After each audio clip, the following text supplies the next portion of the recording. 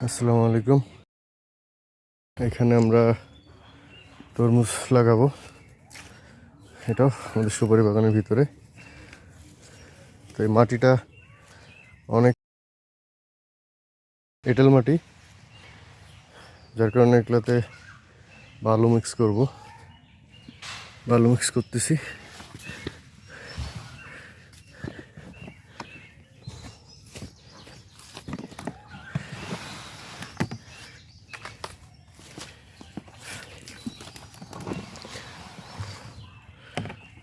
এখন এটাতে আমরা গোবর দিব।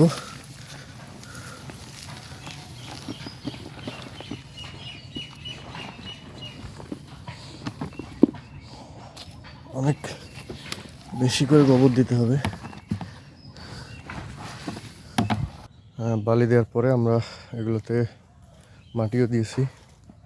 চেষ্টা করছি 33 করে মাটি, গোবর এবং বালু দেওয়ার। তারপর এগুলোকে মিক্স করে নিছি। একদিন রেখে দেব, তারপরে আমরা এগুলোতে তরমুজের চারা লাগাবো ইনশাআল্লাহ। সবাই ভালো থাকবেন, আমাদের জন্য দোয়া করবেন। আসসালামু আলাইকুম।